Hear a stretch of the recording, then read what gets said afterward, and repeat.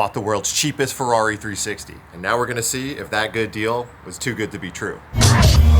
Most times, when you buy a car like this, you do a PPI, which is a pre-purchase inspection. Essentially, you take the car to a dealership or an indie shop and they go through it with a fine-tooth comb and tell you everything that's wrong with it. I didn't do that, mainly because I'm pretty comfortable checking out cars when I get to see them in person, and I kind of trust my judgment over someone else's. It's a pretty big gamble to see if this car is going to end up being a complete basket case or a good car. I'm not against getting PPIs on cars, but it's not always for me, and in this case, I decided to take the risk. So first step, we're gonna wash this thing, get a look at it, and I'm gonna pull it in the garage, put it up on the lifts, and see how bad it is. Before we go any further, I have to show you that this is absolutely insane to me. Look at this friggin' lineup.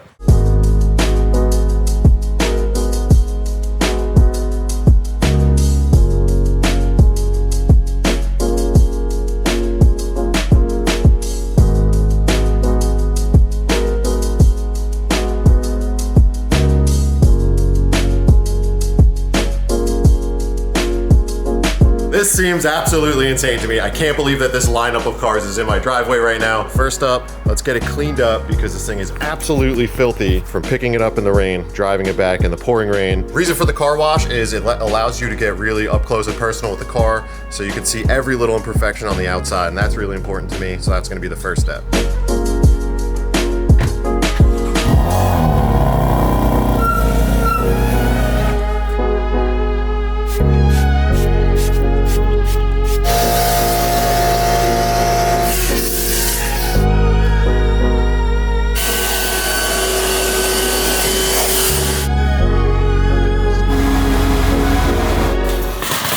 Never know where to be on this framing. Car wash is the first move because it allows you to get into the nitty-gritty of the car, see every little crevice, get close to it, to inspect every surface that you might have missed when you just kind of breezed over it earlier. So before we go into all the imperfections of the car, let's do a quick walk around on it. Look at that horse detail. Murr. Tail going all kinds of ways.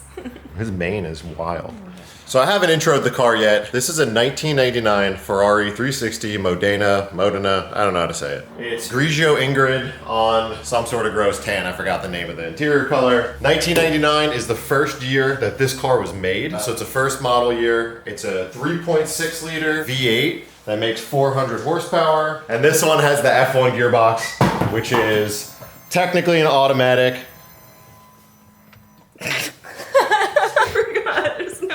Anything in the middle part. Damn, when you bring home a Ferrari and your girl just laughs at you. It's got a thing in the middle. It's just a silly little reverse lever. So to put it in reverse, you just lift up and bring this back. And this is just there to either put it in auto, shut off traction control, or put it in reverse. What? Oh, you think you come home with a Ferrari and your girl will just be like, this is sick, you're so cool. But instead you just get laughed at. At the end of each section, I'm gonna go through and itemize everything that I found wrong with the car. And then I'm gonna break them into sections on things I can fix and things I just have to live with. And then we'll talk about like how it detracts from the overall value of the car anyways. And then when I'm done, I'm gonna do some research. I'm gonna figure out exactly what all of that stuff costs, and I'll add it up at the end so you guys can see exactly what I've got myself into. And we'll also go through why it all added up to the car being so cheap. So first up, it's the exterior.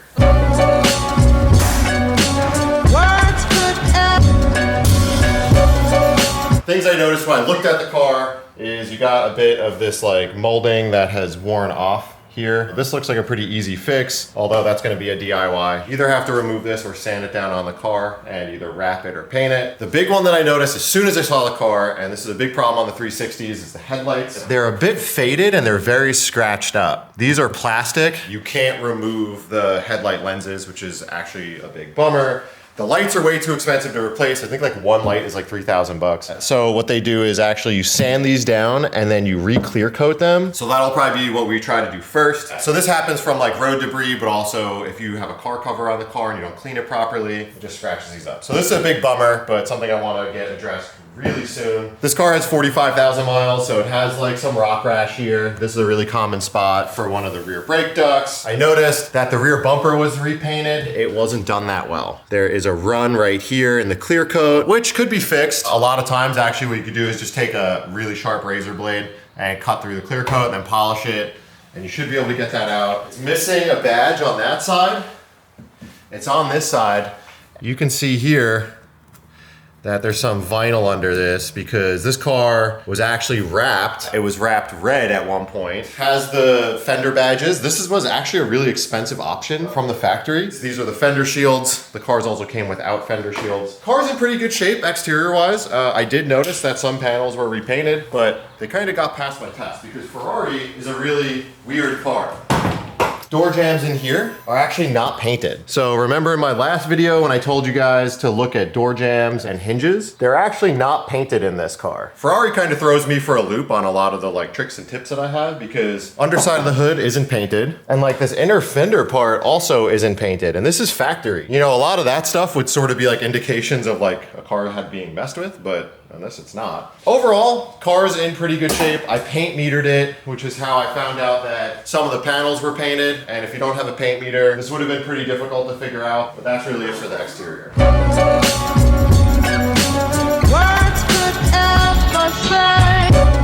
Exterior, pretty simple. Headlights, trim, the rear bumper. Those are all things I could quickly fix. Basically, there's just two big downsides. One is the color, and two, it's that it's been repainted. It's two things you just can't do anything about. I could paint the car, but then it won't be original. But it's already not original, so who really cares? But those are two things that you absolutely cannot change about the car. You're just stuck with. But that's a bit where the good news stops. When we get onto the interior, it's where a lot of the problems on this car seem to come through.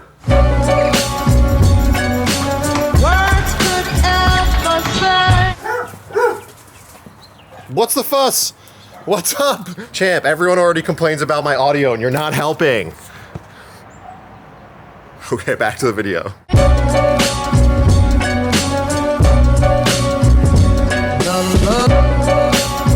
Once we get into the interior, that's where a lot of the problems lie on this car. First off, this is called crema and it's not really a desirable interior. There is other tans, Cuyo? I don't know what the hell it is. That one, which is this color, is actually a really nice tan. So like the rich peanut butter caramel look.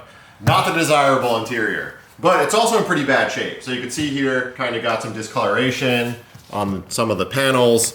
It's missing some bolts. The seats are in pretty bad condition and the dashboard suffered from shrinkage. I'm really sorry.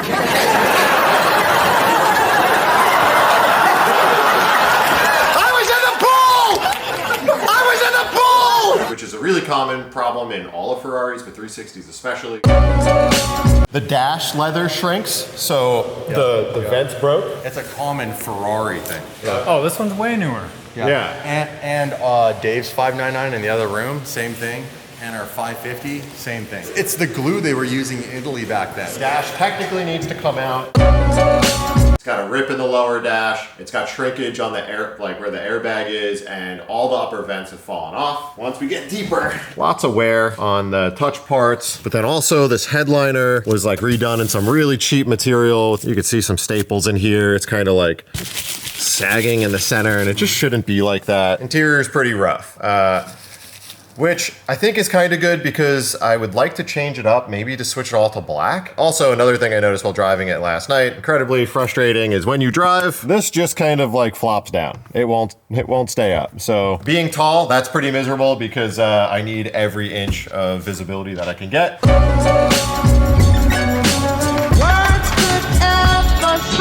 This needs just about every single thing fixed. We'll get into what that's going to cost later. Literally the entire inside of the car needs work. A lot of work.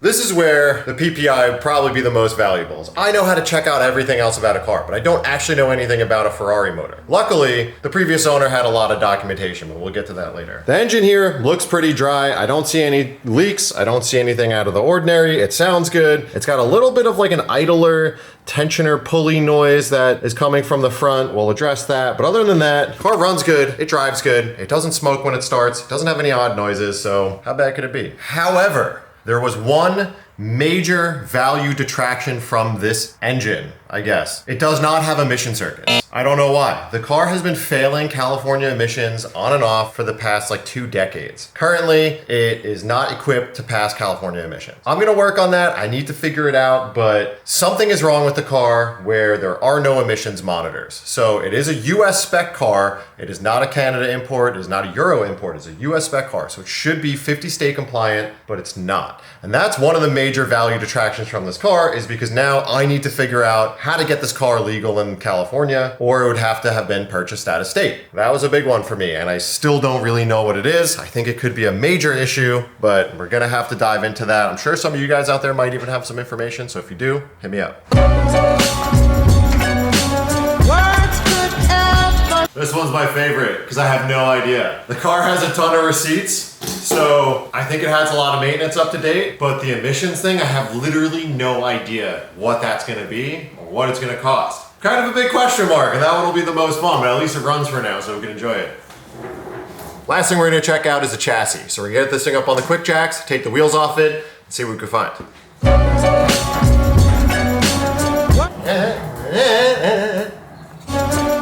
We've come a long way from sliding jacks under cars and just jacking them up from pinch welds. I actually have no idea how to jack up this car.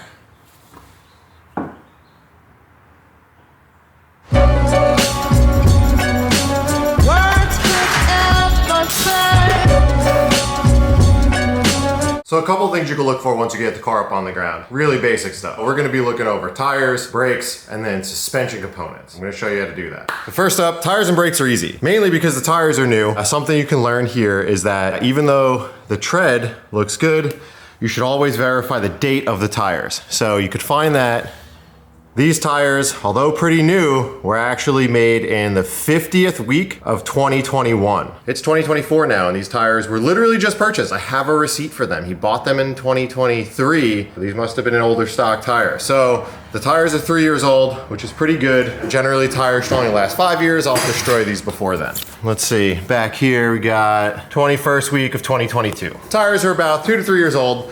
That's a very important thing though, because tires could look new but have very old tread, and tires start to dry rot, they lose performance, they get hard. So you don't really want to run a tire that's more than like 5 or 6 years old. Next up, easy one, brakes. This one you could see just by touching them and looking at them. These brakes are smoked. A little bit hard to see because I just washed the car, so there's some little light corrosion there, but you can see the grooves on this rotor here. This indicates that it was ran with low pads, and maybe they switched out the pads because they look fine, but the other thing you'll want to see is the rotor has grooves, and then if the top has a lip, it'll indicate that the rotor's pretty thin. I don't know what happened to these. I think someone might have ran them pretty low on pads and grooved up the rotors, but they definitely need these to be replaced. They don't wobble yet, so they're not warped, but they're definitely on their way out. And the same thing goes for the rear. They're in about the same condition. It's a lot easier to see when there's not like surface rust on them, but we just washed the car and pulled it in. But the brake pads look pretty good. Thinking pads and rotors, mainly because I'll want to get some pads that don't dust as much and get some new OEM type rotors, or maybe I'll go aftermarket because it might actually be a bit cheaper and gain some performance. Other fun fact on the Ferrari 360 is the front and rear brakes are exactly the same. Same calipers, same rotors, same everything, which is kind of bizarre.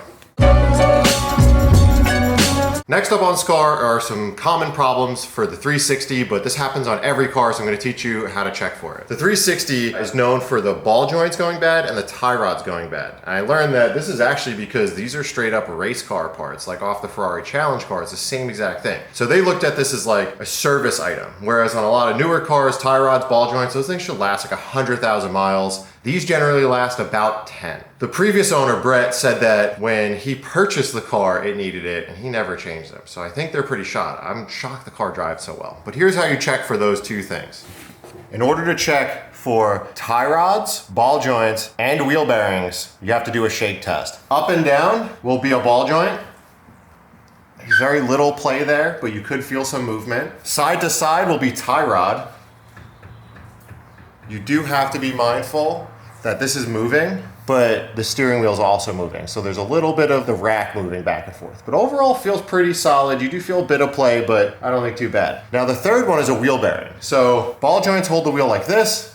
Tie rod steers. A wheel hub would be if the wheel wobbles in any which direction. Wheel one feels pretty good. Let's go check all the other ones.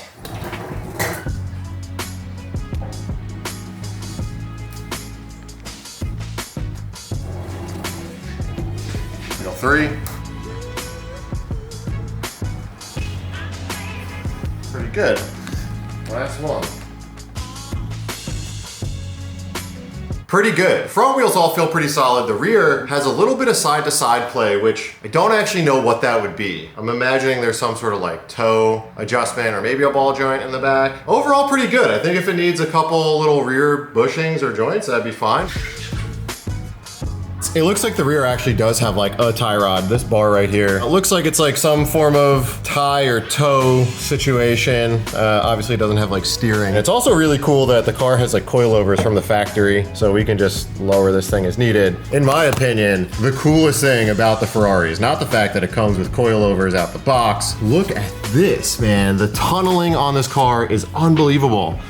Like, you see cars that come with diffusers and stuff, but this is like true full underbody paneling.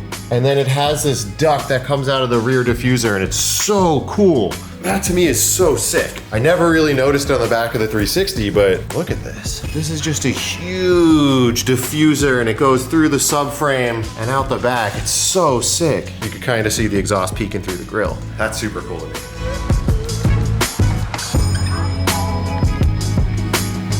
Another great category for the 360 is going through the chassis. This is something that needs a lot of work and it's all going to be very expensive and super boring to do. Unfortunately, all of that stuff needs to be done. Ferrari parts are expensive, so let's go take this thing out on the road, get a little bit of enjoyment out of it, and then we'll go back, I'll add up everything it's gonna take to get this car up to 100%, and we'll go through the costs and the value and why this thing is so cheap. There is one last thing that I have to discuss and a main reason on why I trusted to buy this car.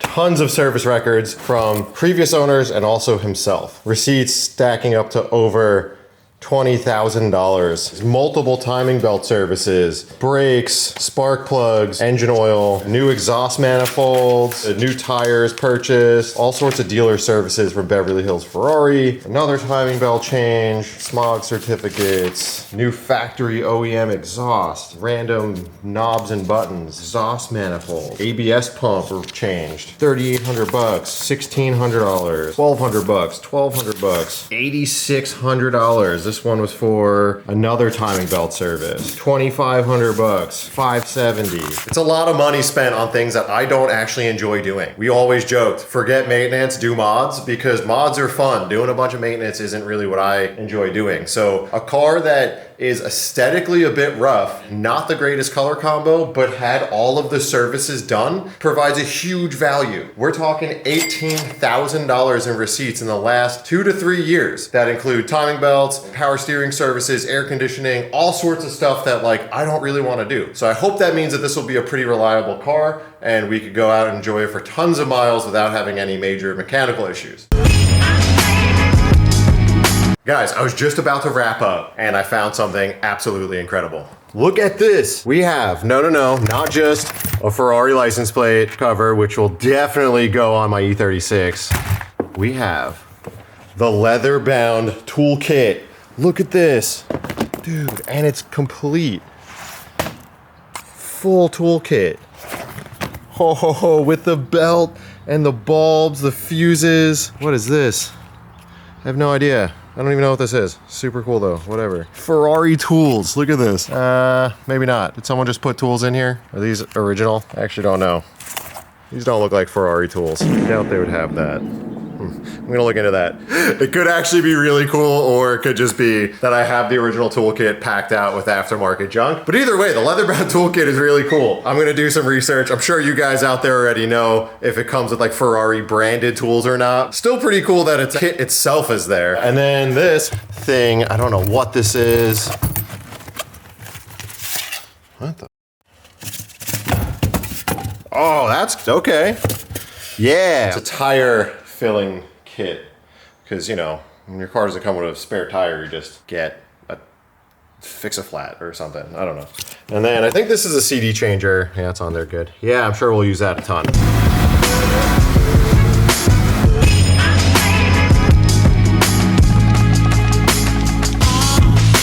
All right, I know I let you guys down a lot with the last episode with the GT3 and how terrible the in-car audio was. So I'm trying to improve. We got a little mic on here. I hope that this sounds better. I really wanted to pick up the sound of the car, but hopefully it's not just blown out on me. I was never really like a gear guy at Hoonigan. I didn't really know much about the equipment. I'm learning. I'll try to make this work. Car just beeped. I don't know. Oh, it went into neutral.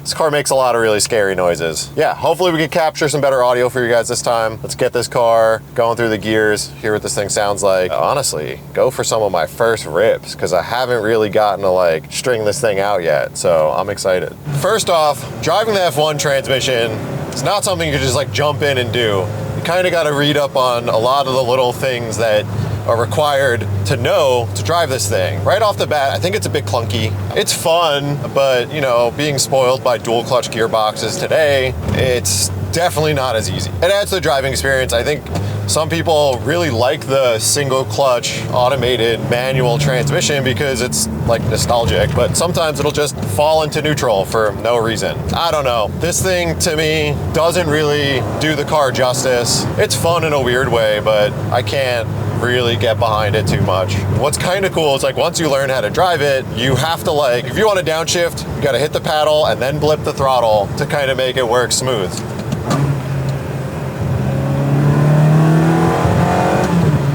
And you have to lift when you upshift if you want it to be nice and smooth. Otherwise, it kind of like, you could feel it cutting the throttle position to shift. It's kind of bizarre. I've been learning how to drive it a bit more and it's cool. It takes forever to warm up, so we'll do some rips in a second. All right, so outside of the paddle shifts, just talking about how this car drives, it's actually pretty good. It's got 45,000 miles on it. And it's been properly maintained. I mean, it drives great, not a terrible amount of like squeaks and rattles. The car definitely needs some motor mounts, so there's a little bit of like vibration there. The interior feels kind of cheap. It's not like coming out of like all the JDM cars like the Supra and the RX-7. It feels fine. Overall, this thing feels good. I fit in it okay. I need to do some bucket seats in it to get a little bit more headroom and some visibility here. This visor kind of flips down and gets in your way when you're driving, but overall, it's not too bad. Like a lot of times when you're driving these cars, like older cars or higher mileage cars that like have never had bushings or ball joints or tie rods replaced, the steering kind of feels all over the place. The alignment is like active, so all your toe and stuff is moving and the car feels really sloppy, but this one feels pretty good. Pretty stoked with it. See, again, falls kind of like out of gear and I can't quite understand like why it's doing it. Again, I think it's something about like I'm touching the gas at the wrong time when I'm shifting. I've said this a couple times in this video, but you guys may know better than I do. It seems like if you shift and you like touch the throttle at the wrong time, it'll like just go into neutral. It's probably a me problem, but it's very annoying because then when you put it back in gear, it goes up like to 6th and you have to downshift all the way through. So it's a little clunky. At the end of the day, like I want to manual swap this thing and I think that'll solve all the problems and make this car incredible. For now, I'm just kind of dealing with it.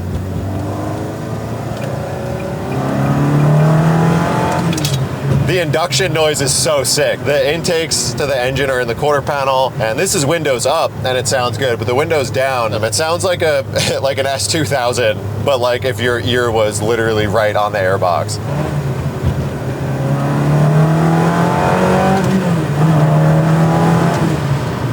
That's just a light little 5,000 RPM pull. 400 brake horsepower. It revs to 8,500 RPM, so it's pretty lively, and the way it sounds is pretty cool stock. I mean, the stock exhaust is so quiet. It's like unbelievable. You don't even hear this thing. Definitely need to do an exhaust on it immediately. I've heard you could pick up some pretty good power from it, and then also just small displacement V8. One of the coolest things about this car is that it sounds like a 80s or 90s F1 car. Definitely need to do an exhaust, and then I think this thing will be friggin' awesome. I can't imagine this car with a gated manual on an exhaust has to be so much fun. So that's lifting between shifts. And then here's not lifting between shifts. Into neutral again. This is not lifting. It's actually slower if you don't lift. It's so bizarre. And then on the downshifts, this is no blip. Gross. Horrible.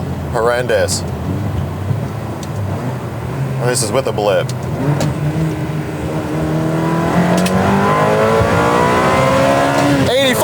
RPM! So sick. That's with the blip. So smooth when you blip it.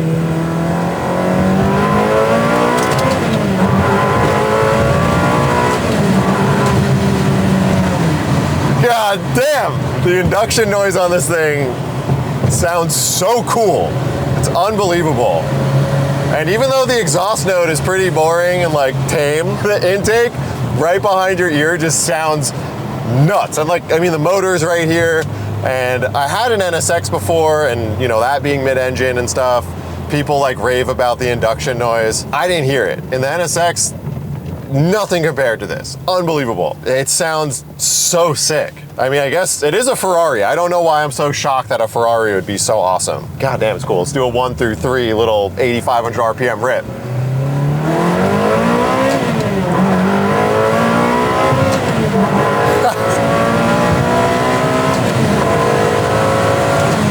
God damn, this thing's pretty fast. It's pretty quick. And it sounds so cool. And the F1 gearbox is stressful as can be because every time I shift, I think it's just gonna go on neutral or like explode. But man, that's fun. God damn. All right, I like this thing.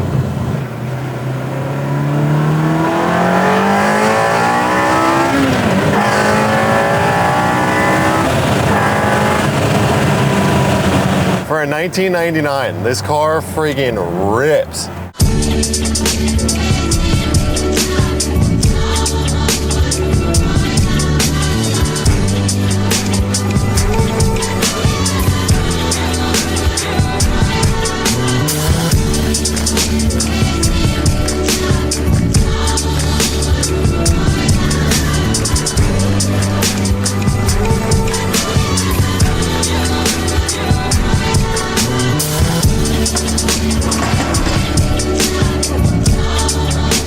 $18,400. Doesn't make that $47,000 360 seem so cheap now, does it? This doesn't even include labor. This is that I'm doing most of the work, except for the interior. That's where I'm gonna throw a big wrench in the gears. So the interior needs literally everything. I called around and I got a bunch of quotes, and you need to pull the dashboard out, you need to do a lot of stuff. And I've gotten quotes to get everything done up to 10,000 bucks, which is an astronomical cost. And I'm not going to do that. I'm gonna do a lot of the work myself. I'm gonna pull the dash out, I'm gonna dye some of the interior, I believe, and then I have Recaro hole positions for it, and I'm gonna do it as DIY as I can to make it nice. And then we're still stuck with the F1 gearbox. Let's do some quick numbers.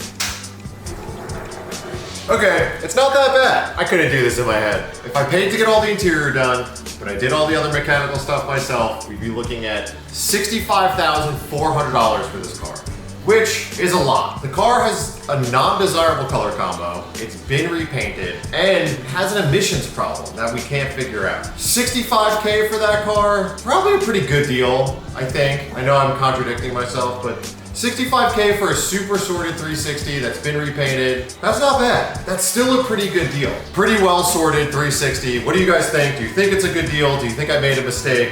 Do you think that I'm going to uncover so much more that's wrong with this thing than we actually thought? If any of you guys have leads on old Ferrari Challenge parts, Challenge Stradale parts, NGT kits, or any general like Ferrari, I guess like dismantlers, let me know because I need to buy a ton of parts and finding things for this thing has not been easy. I think I might be safe to say that I got a pretty good deal on this car. This is the first real project for the channel. I wanted to build something that I've wanted to do for a long time. Like I said, I really wanted F430, but financially I'm not ready to spend that much. This car came up and I think I got an incredible deal on it. So the plans are, it needs to become a 6-speed manual gated, needs a color change, it needs some styling changes, it needs an interior redo, it needs to sound proper. So we're gonna take care of all of that and I'm gonna try to get it done pretty quick. I literally just bought this car. As soon as I got home, I went online, I started trying to order parts, seeing what's available. Not a lot. There's not a ton of parts like on the shelf ready to go for these. We'll have to wait a couple weeks. You'll see the car back on the channel very soon. For now, I think I have to sell something. I can't have this many cars. I don't know what has to go. I think I have to bite the bullet on something and get rid of something so I can fund building this thing and have some space for it. That's a future video. For now, I can't believe how good this car is. It seems to be pretty nice, so follow along for the journey. We're gonna get this thing fixed up. We're gonna get it looking really cool, sounding really cool. So I hope you guys are excited for this project, 'cause I know I am, and I can't wait to start digging into this thing. I am so impatient when it comes to new builds. I just wanna get it the way I want it, and I see it, and I think you guys are gonna like it. I think the 360 is going to be a really fun car to have. Hopefully it inspires some other people to get some 360s, because yo, right now these things are killer deals. Next episode, a little break from the 360 till we get some parts, but for now, I'm out.